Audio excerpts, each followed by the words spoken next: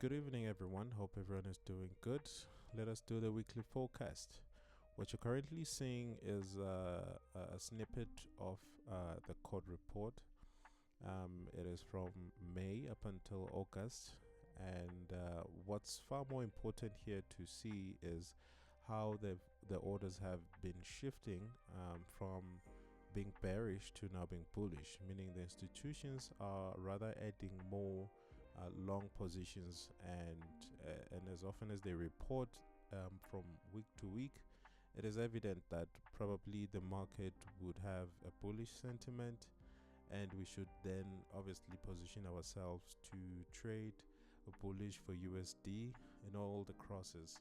So today we're going to be looking at Euro USD and probably GBP USD if we do get the opportunity. But as mentioned, this is DXY. This is the weekly chart. We're gonna analyze up until the daily chart. What's obvious is that this was a swing structure. This was a high and it was broken, and price has came back to retest this high that was broken. So after this retest, what we can obviously see, what we can obviously see is that the price has started to shift market structure from being bearish and then now being bullish. So as the code report suggests that we're gonna have bullish price action, we can be actually a lot more confident, especially as the momentum have been bearish and then now has shifted to bullish, and we have already mitigated some of the extreme demand areas, so we can eventually expect price to continue bullish. So where are the areas where we could potentially expect that to be possible? Well, there's one area in particular that I at least expect price to sort of test before it can rally up. As we can see, we've already liquidated this low. It could potentially lead to a test of this demand area before we can see a switch and then a continuation bullish. So yeah, we can probably expect that. But however, what's important, candlestick patterns on a high time frame are very much strong. So already this is a doji, so price can potentially just take off from here.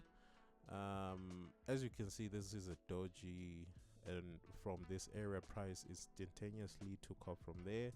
This is a doji, price didn't break the high of the doji, it instantaneously went bearish. Same here, this is a doji. I think you get the point now. So even if this is a doji now, price can instantaneously just continue bullish, so we can expect bullish price action. But I'd be very much happy should it retest this area and then continues bullish. It gives us discounted prices if we trade on other pairs. So maybe let's also look at the daily before we move to Euro USD. On the daily, price is already poised. It has liquidated this area and it's poised to retest here. If we do see a rejection, that would mean there's a continuation bearish. If price obliterates this level, we can already just expect it to continue bullish. But we will study the candlesticks during the week and also evaluate what will transpire. All right, so let's just see what's happening on Euro USD. Maybe let's also start on the weekly time frame. So if USD is gonna be stronger for the next coming month or so, meaning Euro USD will have to be bearish, right? And price agrees with that. As you can see, this is a weekly time frame and price has been rather bullish for the majority of last year, and then price actually broke structure in September last year, and then in October it sort of came back to mitigate some of the fair value gaps and also some order blocks that are lying there. So from this mitigation, we're actually expecting a bearish continuation, right? So that's what we can actually, set ourselves to expect. Looking at the daily time frame, we do also have confidence or confirmation to continue trading bearish, or rather expecting bearish price action. Reason being, from this pullback that we had on the daily time frame, we had a nicely sustained pullback, which was bullish, and now price broke structure, bearish, and then we have since had a bearish structure for the daily time frame. So how do we trade this? So obviously I'm an intraday trader. I do not necessarily take trades in a higher time frame, but it does matter for me to know how structure looks like in a higher time frame. We do now have this range that we're currently playing in between. So normally a range would okay, and then price pulls back, mitigate important areas, and then we have a continuation bearish, right? But ever since we have mitigated this supply areas, price has rather kept itself in between this range, and we are currently trading in it. So what we are already seeing is that prices has liquidated the high and also has presented a semi-dodgy candle. It's not really reliable. I don't really rely on this candle. It does give me vibes that at least price would try and mitigate this area, the supply area, before it continues bearish. Reason being, this area has achieved a significant role of not only mitigating the fair value gap that we had in the weekly time frame, but also liquidating some of the highs that were present in the process. So that actually means there could be a lot of money, a pool of money that is around this area. So we can expect bullish price and a mitigation and then a continuation bearish. And reason being, there's also a lot of liquidity down here.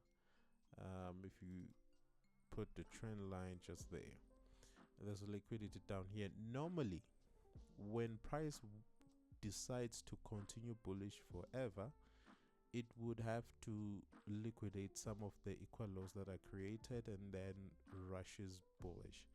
But in this case, these lows are kept, so it gives me more confidence that maybe after mitigation here, price can then continue bearish to further liquidate some of these lows that were created. So that's my analysis. When we go to the 4-hour, as we can see, price has been consistently bullish on the 4-hour. So I also think we're gonna have a bullish 4-hour for this week. Reason being, we are having an extended leg of the 4-hour. There's nothing that price can mitigate in this area, so I do not really see price coming a bit lower before it goes up. And also the area that we were mentioning, it's very close by. So in these situations, price rather pulls back to the 50% and then continues bullish. And also we've seen a liquidation of this low, and price didn't show to have a sustained break for these lows. Perhaps if a candle closed below this low, instead of it weakening, then I would have had confidence that perhaps price will hold on some of the supply areas and then it will continue bearish. But for now, let's just go to the 1-hour also for more analysis. For now, even on the 1-hour, it's still that bad. There's just a week that it's liquidating this area, and price has now commenced a bullish order flow. So one of two things I'm expecting.